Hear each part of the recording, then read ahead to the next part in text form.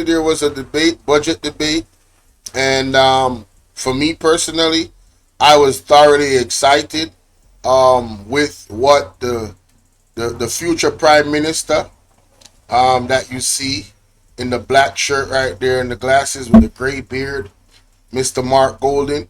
I was very encouraged with some of the plans that he has for us, the people of Jamaica. One of them is the housing plan. They have a housing plan where you rent to pay your mortgage. So you pay like 6 months of rent. So you prove to them that you can actually consistently pay your rent, and then you would proceed thereafter to pay for your house with that same rent mortgage, right? And man, oh man, when I tell you that is the most exciting thing that was in the budget for me personally, because home ownership is integrally important in everybody's life, and too many Jamaicans do not own their own home, and it's a fact. All right, it is a fact. Shout out to Fitzroy Phillips and shout out to Conroy, best of yourself. So let's get into this interview here, ladies and gentlemen. Let me speed it up a little bit because just to save time, this is a 30-minute interview. The following is a release from the People's National Party Media Unit. Welcome. All right, that's Good too morning, fast. Dr. Sutherland. Yes, sir. Welcome. How are you? I'm not bad, thank you. And you? I'm good, thanks. Morning, General. How you doing? Morning, Ralston. I'm well, man. Okay. Okay. Okay, so now, Mr. Golden, many persons listen to your presentation and we are glad for the socio-economic initiatives, but of course, people are seeking some clarity about how these will be funded without breaching the fiscal rule. Right. Well, the fiscal rules are embedded in our law. We did that when we were last in government, and they have adherence to them has achieved a tremendous national benefit, which is the reduction of the debt to GDP ratio, the size of the country's debt relative to the size of our economy, measured by our annual output, which has more or less been cut in half in the period since 2013. And we are committed to ensuring that that is preserved and that we adhere to the fiscal rules. So all our plans have to conform to that.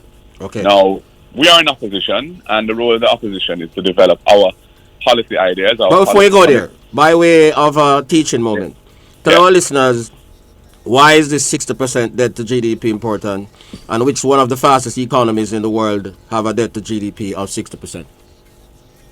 Well, the established thinking was that 60% represents a sustainable debt level for a developing countries such as ours. And who established that thinking? That was established, I believe, by the international financial institution, you know. And you will recall that we were in an IMF program, and that was the debt to GDP ratio which it was agreed was appropriate for Jamaica to aim for. And we are well on our way to getting there, because I think we're at about 69% now. 68. Coming from over 140%. Yeah, they said 135, but it was 147. Yeah.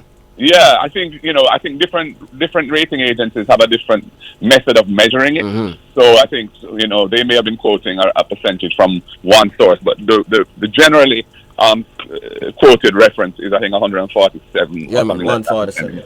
Yeah. So this is in a country which is prone to external shocks, and where we have an imbalanced economy, which is running trade deficits and that kind of thing.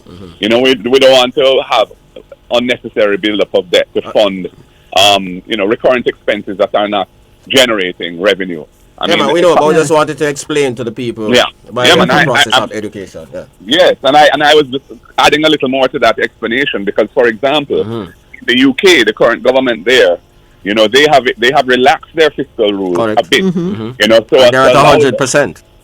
Yes, but because their economy is lagging, they see a need to invest in capital projects, infrastructure, and other important investments that can create growth. Germany just passed 500 billion yesterday too, as one of the most fiscally prudent countries in Europe. Yep.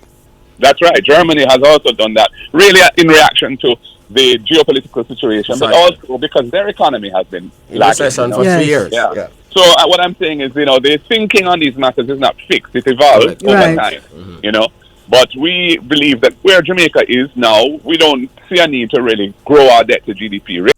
No, I want to pause right there. The thinking on the economy is not fixed. You have to be fluid. I am not a genius at this, ladies and gentlemen, so I'll be listening more. But you see, that point right there, I want us to really lay in our minds. Because what Andrew Jones and his government is doing, is basically telling us that they're fixing their mind in a certain type of way where our economy is concerned. And this, yeah, this is the reason why our economy is not growing. This is the reason why our economy is stagnant, ladies and gentlemen.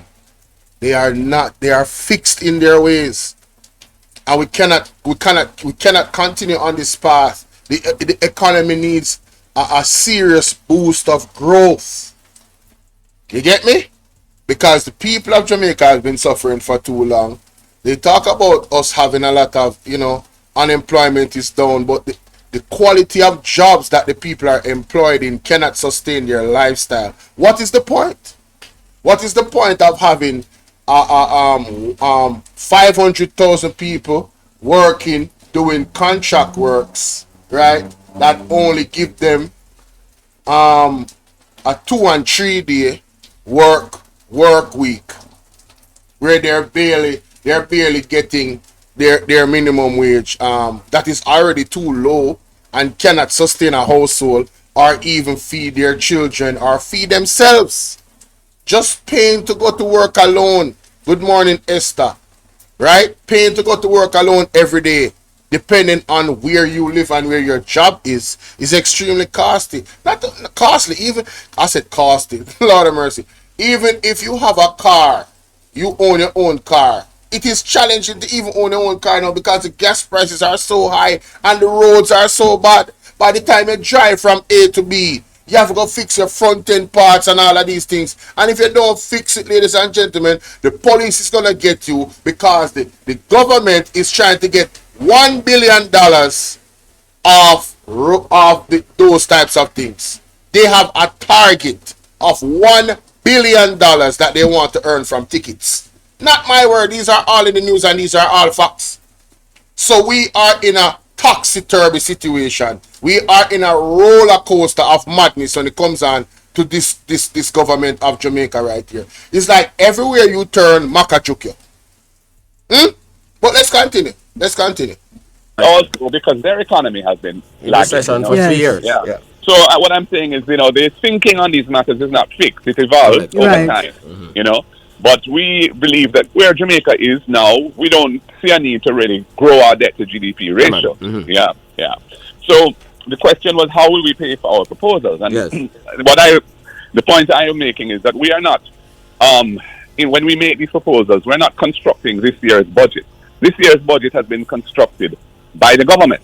They have made their decisions, and those decisions include about $360 billion of Correct. discretionary expenditure Correct. program. Yeah, In man. other words, expenditure other than salaries for public sector workers and interest on the debt.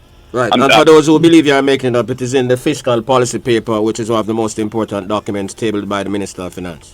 That's right. Yeah. Under the fiscal rules and the fiscal responsibility framework that we pass, there's a requirement for the budget, when it's tabled, to be accompanied by a fiscal policy paper, which sets out the government's commitments and an overall, overview of the economy and the assumptions that give rise to those commitments. It's a very important document, and there's one in September as well, an interim one, so it's twice a year. So in the fiscal policy paper that was tabled, But don't you believe that all the analysts, or so they are called, who comment on the budget should read these papers?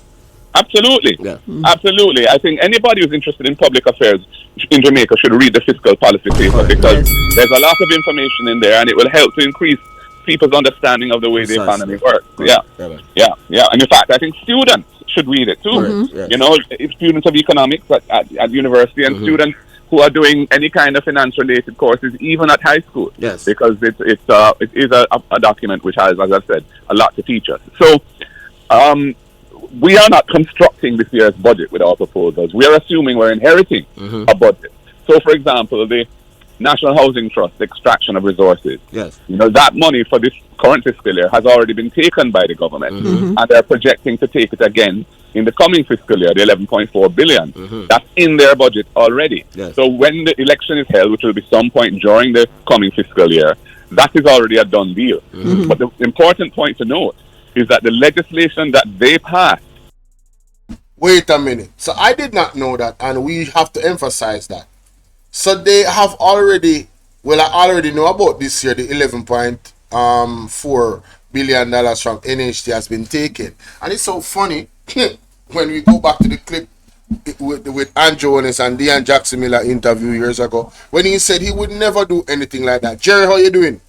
Right? He would never do anything like that. But I digress. Don't want to belabor that point. The point of the matter is, not only is it already scheduled to take that 11.4 billion this year, but it's scheduled to take next year. So when Mark Golding win the election, ladies and gentlemen, I want you guys to remember this moment. Next year, that the 11.4 billion is already taken from the budget for next year as well. Okay? So nobody can say, oh, but because I know the labor right there, PMP is doing the same thing that the JLP did, and it's hypocrisy. How they were arguing about the NHT, and now see they're using the NHT money. Anybody come to you guys with that nonsense, refer them to this video, ladies and gentlemen. And remember what Mark Golding said. Yes? Let me play it again. When the election is held, which will be some point during the coming fiscal year, that is already a done deal. But the important point to note is that the legislation that they passed, which had extended the period of taking this amount each year out of the National Housing Trust, $11.4 billion a year, that the last year that legislation allows the money to be taken is the coming fiscal year ending March 2026. Right. Okay. So whichever government is in power, Has to stop that it. money has to stop being taken, Right. unless Yeah. they propose to amend the act again to continue taking it, which I think that's unlikely, because from what I understand, even within the NHT now, there are strong concerns being voiced as to the impact of this annual extraction of their capital. So I don't think. What? So even in the NHT, they are concerned about the money coming out that the government has been taking for 9+ years? Very interesting. I never knew that. I think that's unlikely, because from what I understand, even within the NHT now, there are strong concerns being voiced as to the impact of this annual extraction of their capital. So I don't think that is going to be. So either government is going to have to deal with it. But the reality of it, of course, Ralston, is that and this is a little bit technical, but I will try, and you can also help to explain this to our listeners. As GDP grows, and we're talking in particular about nominal GDP, because there's a difference between nominal and real GDP. Don't growth. think analysts should know that too. Yes. Many of So them don't know that. nominal GDP is really the aggregate, Yes. the totality of the value in money terms of output for the year, goods and services. Yeah, man. And then real GDP is measuring, well, how much has that, when you adjust it for Producer inflation and rate, consumer inflation. Yes. Yeah, man. what is the real value of that growth? And so most of the time people are focused on real GDP growth when they want to see how the economy is performing. Right. But when you're talking about things like tax revenues, nominal GDP growth is very relevant, As well as the debt to GDP ratio. as well as the debt to GDP ratio. And in the scheme of things, if you look at the fiscal policy paper, there is an anticipated, I think, $240 Billion in additional taxes. in additional tax revenue projected over the next 4 years. Yeah, man. When we cost our proposals annually, we're somewhere around 10% of that. Yeah, nowhere figure. near that. Yeah. Yeah, nowhere near that annually. So, we are not anticipating a problem in funding our proposals. Plus, the $360 billion that is in the budget for discretionary spending and programs represent this government's priorities, what they believe in. People are not electing the PNP government under my leadership To do the implement same the thing. Labour Right. Party's policies. Right. They are going to elect us to implement our policies, which we are outlining steadily, starting with this budget debate. So we will look closely at that 360 billion, and we will decide whether we want to keep or not, or reduce particular programs that are in there, and create the fiscal room for the programs that we believe are more important. That is what a government does. Precisely. So, we are not anticipating A, having to raise taxes, or B, having to exceed the permitted amount of financing available within the fiscal rules. Precisely. So, these so-called analysts who are asking us to explain how we're going to fund our program just need to look at those two realities. Yeah, man, I'm Yes, saying yes. Yeah. I'm saying them don't. And there's also another third reality, because under the fiscal policy, Embarrassing. Yo, man, listen. See, when you acknowledge and know the know, you can be as brass as Ralston Hyman. Ralston Hyman said the analysts are dunce. Oh my God! Because what happened is, ladies and gentlemen, when Mr. Mark Golden gave out his budget speech, a lot of analysts came out and they were like, "Oh, those policies sound good, but how are they gonna fund it?" He just explained how he's gonna fund it. The way how the government is doing their thing now and how they're focusing the money that is allocated for the budget is not the way how Mark Golden and the PMP is going to use those funds. That's how, simply put, how they're going to fund their budget. They're going to be very creative in where they put their money, right? And I'm saying they really don't have an argument for Mark Golden's budget. That was their only argument. So now they just killed the argument. You got to admit, Mark Golden plans for Jamaica includes the smaller man. Everybody, listen, man, we got some hustling people in Jamaica, bro. And I'm not talking about no illegal, nothing. I'm talking about these people work really, really hard. You understand what I'm saying? We just need a government like the PMP, led by Mark Golden, that is going to help those people to have equity, land, ownership, housing, right? And I'm going to be sticking to that. And the focus on education and farming, something that this government that is presently in power is not doing, it sets them apart from the JLP, right? And if you don't believe me, just go and listen to my last live stream about James Robertson in St. Thomas. Oh my God. The allegations against him and the onion farmers is ridiculous. You understand what I'm saying? We got the government giving contracts to import ice, importing all types of stuff that we should have out here. We should be independent of.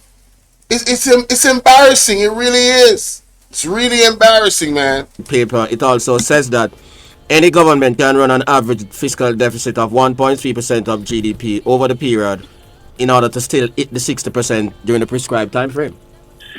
Well, what I would say in response to that, and as you rightly point out, the fiscal policy paper projects the level of deficit that is expected by this government to be run over the Precisely. next 4 years. Right. So you can also change it and reduce it. And they are projecting, although they are projecting a balanced budget for this fiscal year, they are projecting a deficit for the next 3, I think it is. Next 3 years, 33.4. Yeah, 33.47 billion next year, 35 billion the year after, and $4.18 billion the year after. That's 28, Right. 29. Yeah. So they are projecting that they're going to be engaged in some deficit financing for those years. Right. But the point really is, and every government does that around the world. I mean, there's nothing peculiar about that. In fact, they do it in much bigger volumes than we. None of those annual deficits that you just outlined amount to 1% of GDP. No. Right? They're all within 1% of GDP. Correct. Many governments fund themselves on a sustained basis with deficits which are bigger than 1% of GDP. Exactly. Right, Yes. Republic of the United States is 6.6. Let's take a break for the time signal. When we come back, we'll continue. Want to invest in overseas blue chip stocks? Invest PM Financial. Reaching FM Buy Store through dial 0.com. without breaching the 60. Very much. And what I was How is various far-reaching socio-economic initiatives will be funded, with opposition leader Mark Golden telling us how is various far-reaching socio-economic initiatives will be funded without breaching the 60% debt to GDP ratio fiscal rule. Welcome back, sir. Thank you. Yeah. Thank you very much. And what I was saying was that they are projecting running small deficits Yeah, into the future. But at the same time, they're projecting that the debt to GDP ratio will go down Yes. over that period and achieve the 60% Yeah, man. target. In fact, I think it's projected to be achieved a year early. Yeah, man. Now, so, we are not intending to deviate from that path in any way. Right. We don't think we will need to. And I would say that to the extent that when we get in there and we look at the numbers and we really carve and, slice and dice each line item in the budget to see how we're going to fund each specific program, to the extent that we have to defer the start of one program or other, or phase it in any way, we will do so because we are committed to sticking within the fiscal rules. But the overall program can be funded and will be funded. And it reminds me of how this government, went in 2016 in the general election when they said they were going to implement a threshold increase to $1.5 million from the $600,000 where it had been before, and confused so many people in Jamaica who thought they were all going to get a benefit, even if they were below the threshold and weren't paying income tax. I don't remember these same analysts like those who have been coming out and saying, saying, how is that going to be paid for? Right. Yeah. Oh, shots fired. Shots fired, ladies and gentlemen. Marky G ain't taking no prisoners. Oh my God. So basically, those analysts have been exposed. Those analysts have been exposed now. All the analysts that came out and was questioning Mark Golden's budget debate speech and what he wants to implement, all of y'all are compromised. So can we say y'all are JLP supporters? Can we say y'all are stands for Andrew Holness? Is it fair to say that based off what Mark Golden just said? Because he made a great point. When the JLP came out and said years ago in their budget speech that they're going to do this, you guys never had these questions. You guys never was going into the nitty-gritty and the details. But all of a sudden, listen, man, when I tell you that these people, in my opinion, are truly compromised, it is not a joke. The media is compromised. These analysts are compromised, in my opinion. Because when you look back and you analyze how they was operating then and how they're treating the PNP now, it is not the same, ladies and gentlemen. It is not the same. It ain't the same. Let's listen to that again. Let's listen to that again. Before and confused. When it reminds me of how this government, went in 2016 in the general election when they said they were going to implement a threshold increase to $1.5 million from the $600,000 where it had been before, and confused so many people in Jamaica who thought they were all going to get a benefit, even if they were below the threshold and weren't paying income tax. I don't remember these same analysts like those who have been coming out and saying, saying, how is that going to be paid for? Right. Yes. And in fact, they lied about how they were going to pay for it. Because they said it was going to pay for itself through waste being reduced and all that kind of thing. When in fact, how they paid for it was a huge tax package for 2 successive years. $32 billion, and when I told them that, then someone must come out for the EPA. And it is the IMF people that said, no, him have to stay. Yeah, and the current Minister of Finance was one of the principal architect of that. She and Albin Hill, who at first said $0, then they moved to $4 billion, then $6 billion, then $12 billion, then $16 billion. And so what they were doing was they were giving a tax break to some people, those who are formally employed and were earning over $600,000 a year, but they were adding taxes to everyone else, including those who are below, who are on the poverty line, who pay GCT, and when they buy goods, they pay the price, which includes customs and other GCT on the wharf and so on. That's what they did, $30 billion, and included in that tax measure was GCT on electricity, which they introduced for the first time, and the gas in order to fund that 1.5. So when people who remember the GCT on the bill in 2016? Man, I did that on Andrew Wallace, I remember Mr. Wayne Lonesome showing that, as a matter of fact, I think I should have it in my files here, Yes, I think I should have that in my files here, ladies and gentlemen.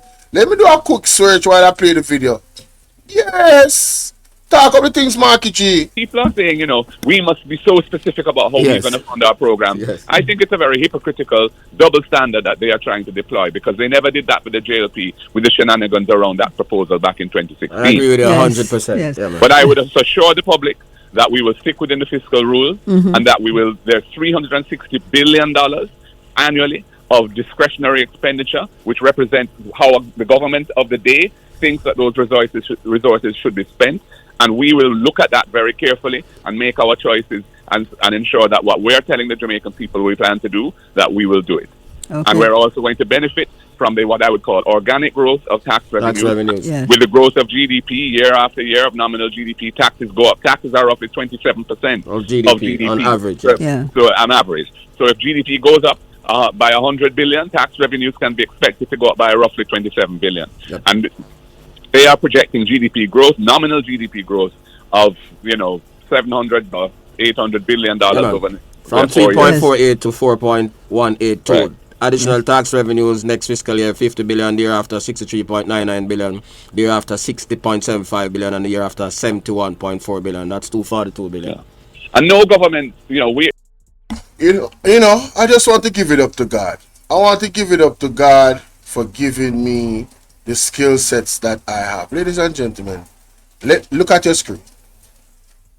All right, just look at your screen, ladies and gentlemen. Look at this. What does this say? Government removes GCT of residential light bills June 5th, 2012. Hello. Portia who? Portia Simpson Miller. The PMP was in power at the time, ladies and gentlemen. Alright, why don't you think the light bill so high now? Let me show you why. Let's go to the next clip. What does this say? This is a part of an article. The change was announced yesterday by Finance Minister Audley Shaw during his budget presentation. A 16.5% general consumption tax, GCT, will be added to the bills of all JPS customers who use more than 150 kilowatt hour a monthly. Minister Shaw says the move will not affect 61% of the resident customers. However, Ms. Tomlin says average electricity usage is going up and is currently above threshold. So guys, Mr. Shaw was either misinformed about the 61%, he don't know how to do maths, or he purposefully pressured the people and put the 16.5% on the bill when the PMP did take it off years before. When the PMP took it off years before, they brought it back. These are facts. This is the JIS website, ladies and gentlemen. Want to talk to me nice and you can do your own research too. This is a fact. Yes? Good. So on a light bill want to have, blame Arlie Shaw and JLP. Let's continue. these are our policy commitments, but no government expects to be able to roll out everything in 1 year. Right. You know, quite frankly, administratively, it isn't always possible to do that because a lot of preparatory work has to be done to work out the details, cross the T's and dot the I's. But so, you know, we expect to be able to operate within the fiscal rules and do what we said we plan to do. Clear. All right. Okay, so the whole issue now, you know, the debt.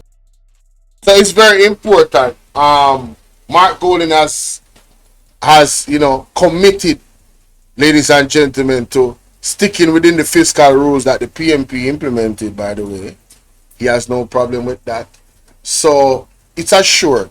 You guys don't need to worry about what Andrew says. Oh my God, they're going to tear down the economy. No. The PMP is going to grow the economy. Home ownership, the focus on agriculture, integrating the tourism within the communities so that the regular man can benefit from it. All of these things is going to increase revenue directly to the people in them pocket. You understand?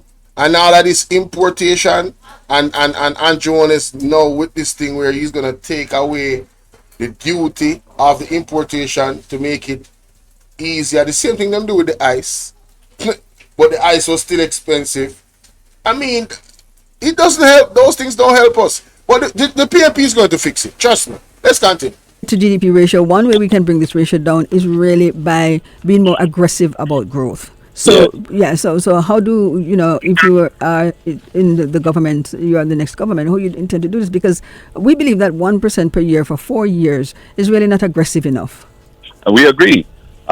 Unfortunately, Jamaica has been really struggling to get high levels of GDP growth. That's a 40-year average, yeah. Yeah. I mean, the last time we had growth of, 2 to 3% for a couple of years was actually under the PNP leading up to 2007. The last 3 years, I think it was, prior to the 2007 elections, we had growth of, close to 3% per annum during that period, But since then, we haven't been able to do that. And partly the reason is, of course, because the public debt had to be brought under control. And that involves really, running a very tight ship and using the whatever resources are available to bring down that debt. We've got through that, but this government has not been able to translate those benefits into meaningful growth in the economy. The economy is stagnant. Yeah, man. Despite the big talk about 5 and 4 in 2016. Embarrassing. Despite the 2004 16 5 and 4 promise, we never got anywhere near 5. Right. Never. And in fact, last year, 2024, there was negative growth. And in the last half of the year, the 2 quarters from September through December and July to September, there was actually 2 successive quarters of negative growth, which is a technical recession. Yes. So the Jamaican economy ended 2004 in a recession. Yes. And fly high or fly low, that is the reality by the technical definition. No one is glorifying that, but it bothers me that they're trying to obfuscate and pretend it isn't so. Because why don't they just speak the truth when they speak to the people? The reason why they don't speak the truth, Mark, because the truth is not in them, my brother. It's not in them. They have to create a narrative and put out this paint this picture. Anything to win the election, anything to make them look good. The truth is not in this government. So the question you've asked is, how do we propose to grow the economy? Well, one thing we intend to do is really work on the bureaucracy and to bring more efficiencies in how the bureaucracy deals with decisions around investment in particular, so that year after year, the capital budget is not being spent. Because they're unable to get through the bureaucratic processes to spend the money. And they're not very good. They're not very agile when it comes to adjusting rules and dealing with legislation. And that is an area where I think we have a lot of value to add, because we have expertise, proven expertise in that area. Secondly, we see that national productivity and total factor productivity is a problem. Productivity in Jamaica has been declining over many, many years. And we need to change that. So that we're generating less output for the same amount of investment, and we need to fix that. So training is education and training are critical to doing that. And we have, and as I outlined in my budget presentation, we have plans to deal with some of the chronic problems in education, which are really holding us back. Now, in terms of education, please stick around, ladies and gentlemen, and please share the live. Because we're going to show you how the Jamaica Labour Party is dealing with education presently. The buckle, the bangarang, the disgusting... I mean, I don't even want to get into it till I reach there. Let's continue. High levels of illiteracy and innumeracy coming out of primary school, resulting in secondary school underperformance. The fact that only, I think it's 17% of each year that leave high school, leave with the basics of 5 subjects, including English and math. We have to turn that around, and we believe that involves focusing on early childhood development and primary schools, fixing the problems there, leveling up the standards, and having a serious remedial program early in the secondary schools to fix the situation for those who were already the victims of the poor primary performance before. And then we also want to introduce vocational training in schools, so that we by the time students leave, they will have up to level 4 hard qualification when they leave school, so they can go into a well-paying job, because the economy of tomorrow is going to be less about having a degree in a liberal arts type education, more about having technical skills that can be deployed in a highly advanced economy using the methods of artificial intelligence, the methods of robotics, and the whole way in which businesses plan their processes to be more productive and efficient. We have to prepare our children and our youngsters for that. Ladies and gentlemen, that argument right there is so vitally important, because can you imagine if our workforce is not prepared for that eventuality? What is gonna happen? We're gonna be a useless bunch of Jamaicans out here, and the world is moving away from us, and it can't work. You need forward thinking. See, that's why the Bible says, a man without vision will perish. A leader without vision will perish. And the best way to get vision is to make sure, say, you're with the Lord. You understand? The Lord shall give you the vision you need to make sure that the nation, as a leader that actually embraces God, which is very important. I don't think this government is embracing God.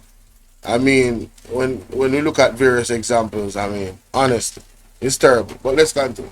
We also plan to deploy HEART resources in a more meaningful way, including by working closely with the private sector to encourage training in the private sector. It's already happening to some extent, and we want to expand that by working closely with the private sector, because the benefit of private sector driven training is that they are training people for the actual skills that are needed in the enterprise. And that is, so there's tremendous value to doing that. So these are some of the things that we have in mind. On a more macro level, the industries that we're interested in promoting include logistics, because Jamaica is blessed by being located in the Caribbean Sea along the shipping lanes coming through the Panama Canal. We have the 7th largest natural harbor in the world with the well-developed port facility. There are other possible facilities for further development of coastal assets to tie Jamaica in to the global supply chain, where ships can come here. They can come here to be for maintenance. They can come here for provisioning. They can bring things that are not fully assembled and have them assembled here by our skilled workers and then re-exported with value being added here. And that is a major industry that, we spent $1 million US when we were in government with the I think it was the IDB or the World Bank to develop a master plan for the logistics industry, and it has not been rolled out, and it represents a big gap, and we're committed to doing that as well, and integrating that with domestic logistics as well. By encouraging the more efficient and more resilient infrastructure, and the integration of our warehousing facilities and our ports and so on, and reducing the cost of energy. Dr. Sutherland, Ralston. Yes. Energy is over 40 US cents per kilowatt hour, one of the highest rates in this hemisphere. Yes. Not the highest, but one of. And you cannot run a competitive economy with such high electricity charges. And we see the need to really push heavily towards the transition to renewables. Renewables are becoming more efficient, less costly. Battery storage the technology on storage is improving year after year. Costs are coming down. So we're getting to the point where we will soon be able to generate large amounts of solar, for example, or other renewable energy, and store it so that the grid can have a more reliable source of electricity from renewables. And this government has only issued one RSP, one request for proposals, in 9 years. All of the big solar projects that exist in Jamaica were initiated under our watch, even if some of them didn't come on stream until after we finished office. But the process to get the investors here, to have the RFPs issued, to evaluate them, etc., that was under our watch. This government dropped the ball on energy, and we're paying the price right now. It's one of the reasons why we have such a stagnant economy now. So when they sing the message about they are some, fiscally prudent and building a strong economy, it is not true. It is the fiscal rules that have made them fiscally prudent. It is the fiscal rules that have ensured that Jamaica has got its debt down. It started under the PNP and they continued it. But what they haven't done is transition to a growth-oriented economy for all the talk. And the Prime Minister must be held accountable, because he is the Minister of Economic Growth. He created a ministry under his own leadership. Embarrassing. He needs some milk. You hear that, Ancho? You hear that? To drive economic growth, and it has been an abject failure. And he has put most of the important economic agencies of government under it. The National Housing Trust, the Port Authority, etc., etc., etc. But they're not. Let me tell you, I'll give you an example of why it doesn't work. I'm also an attorney at law, and I was dealing with a matter a year ago where a large concern, a large Jamaican business, had decided to sell some of its real estate. and another large Jamaican business wanted to buy it. One of the properties was a leasehold property from the UDC, and it was that property was used by the foundation, the charitable arm of the selling company, for skills training in the community where they live. The lease was at a low rental rate, but there's a provision in the lease that says you can't assign the lease to a buyer who's buying the property as a tenant. You can't assign it without the landlord's consent. It's a standard provision. The UDC. It has taken over a year to get the consent to that assignment. Even though this is a peppercorn rental, the buying party is a listed company, the selling party is a household name. There are no issues. You know why? The Prime Minister has to sign that consent. Can you imagine the bottleneck that concentrating all of these agencies under him has created, that he has to physically sign? I mean, under my watch, that will not happen. Right. Thank you, Marky G. Thank you, Marky G. Why is the Prime Minister having so much ministries under his portfolio? You have to delegate responsibilities. You have to construct a proper team, right? A credible team, a competent team. And you have to trust that team. You understand? Governance is about teamwork. Right? You can't have efficiency like that, where you alone is responsible for. Why you think the country is in the state that it's in? That's partially the reason as well. Let me play that back. To sell some of its real estate. And another large Jamaican business wanted to buy it. One of the properties was a leasehold property from the UDC, and it was that property was used by the foundation, the charitable arm of the selling company, for skills training in the community where they live. The lease was at a low rental rate, but there's a provision in the lease that says you can't assign the lease to a buyer who's buying the property as a tenant. You can't assign it without the landlord's consent. It's a standard provision. The UDC. It has taken over a year to get the consent to that assignment. Even though this is a peppercorn rental, the buying party is a listed company, the selling party is a household name. There are no issues. You know why? The Prime Minister has to sign that consent. Can you imagine the bottleneck that concentrating all of these agencies under him has created, that he has to physically sign? I mean, under my watch, that will not happen. Right. Board will be expected to operate in a normal way, and things that board should deal with, they'll be held accountable and asked to deal with. And if they don't do it, and they're inefficient, we'll change those boards. But it cannot be. You know, and the more that you require the Prime Minister to do is also lends itself to inefficiency, which lends itself to corruption. Yeah, man. Because Bingo! Inefficiency and corruption. Say that again, Marky G. Those boards. But it cannot be. You know, and the more that you require the Prime Minister to do is also lends itself to inefficiency, which lends itself to corruption. Yeah, man. Because people will often get frustrated and want to see if they can oil the wheels in other ways. And that is one of the problems in Jamaica as well. So the system is structured, and this government, the way it's set up, is conducive of inefficiency, and it's conducive of low growth and persistent poverty. Yeah, and that is why we need a new government. That is why I'm championing change. Okay. Thank you, boss. Thank you very much. Thank you very much. Thank you, Mr. Golden, man. Oh, God, man. Yes, man. That last point that Mark Golden just made, ladies and gentlemen, is very, very important. Right? You can imagine the Prime Minister have to sign that document for that thing go through. Mighty God. And it's so funny. He comes out and he talks about these inefficiencies, but he's a part of the problem, because he have all of these offices in his portfolio, all of these different agencies in his office and under his portfolio. Mighty God, people no ball out. Ball out! Whoa, we need help, Jesus. Jamaica need help. Shift the parliament. Shift the election. Shift everything. Hey y'all, please remember to hit the like button. I know y'all come in sometimes and y'all forget, but the main thing, man, y'all gotta hit the like button, man, and share the live stream. Come on now, stop playing. Support. The like button is free, heard? Yeah, man. So to make me know want to think about that, ladies and gentlemen. See?